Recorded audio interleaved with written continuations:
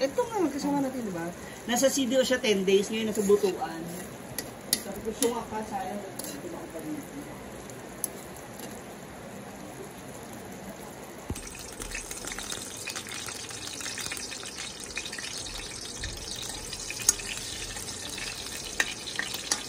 So, kailangan pang nagluluto po kayo ng ginamos ay maraming mantika. Ayun ang turo nyo ba? Yung siyempre maraming sibuyas. Ay, sibuyas. Sibuyas at kamatis.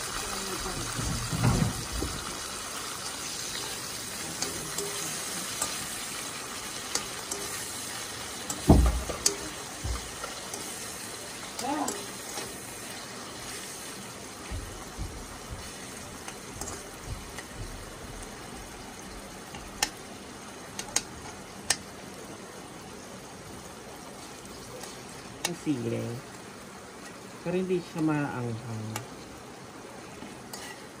Parang may ano lang, sipa. Sipa at kurot.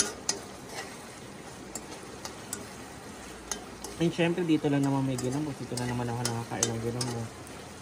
Kasi sa Manila, di ba, more on bagoong, alamang. Meron naman bagoong dito. Pero iba talaga yung lasa ng ginamos. Nakaka-addict siya kainin.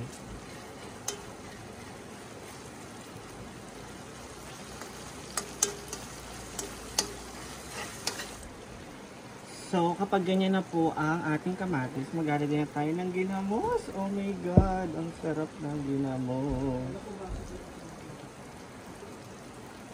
Hindi natin siya ilalahat kasi para meron pa tayong maluluto sa susunod na araw.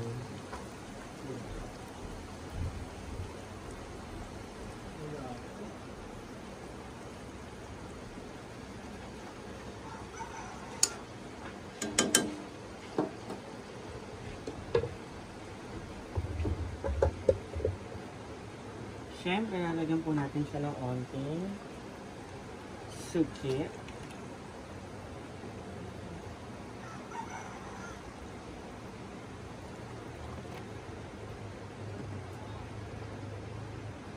Kasi sobrang alat niya.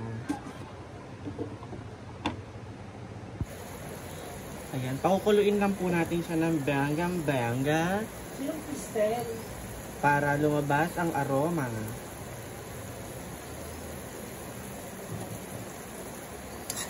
So, haluin na po natin siya ng slice. Wala na po tayong ibang nilagay. Naamoy ko na yung bango ng ginamos. Oh my God. Kung nandito lang kayo, lalo kayo magugutom. Naalala mo sila kambal? Sila kambal? Marami ang sila kambal ko.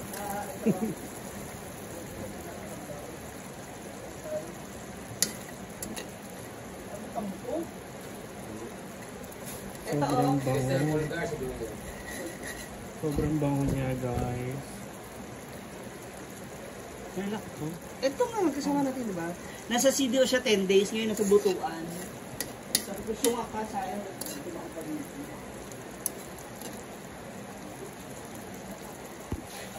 So, ayan, lulutuin lang po natin ng bonggang-bonggang ating ginamos. Kailangan natin siya lutuin ng bongga para malesen yung alat. Pero ang bango niya, sarap. Wala nang electronic.